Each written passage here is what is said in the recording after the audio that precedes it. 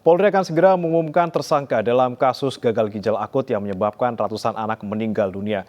Badan POM akan berkoordinasi dengan pihak terkait untuk mengusut 2 perusahaan farmasi yang diduga melakukan pidana dalam kasus itu.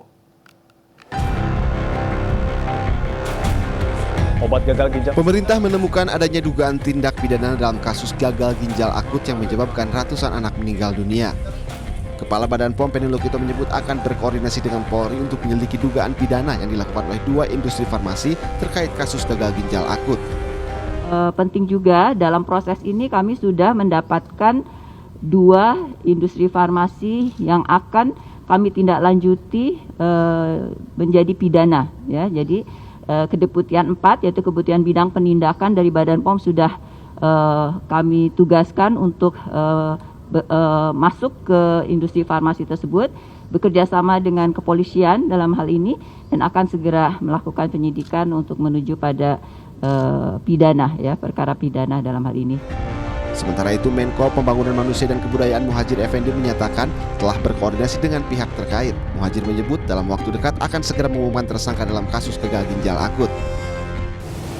Iya, itu salah satu. Kemudian yang kedua juga sudah melakukan pengusutan yang dilakukan oleh Pak Kapolri, dan saat kurang tahu tadi apa sudah diumumkan atau belum. Dalam waktu dekat akan ada yang sudah ditetapkan sebagai tersangka dalam kasus ini. Sama dengan BPOM kerja untuk menelisik lebih jauh.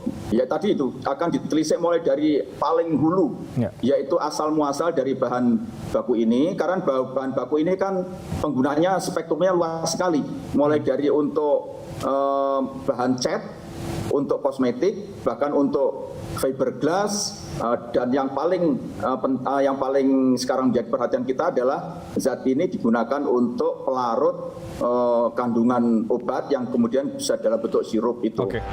Per 24 Oktober 2022, Menteri Kesehatan mencatat ada 245 pasien yang terkena gagal ginjal akut. Dari 245 itu, 141 diantaranya meninggal dunia.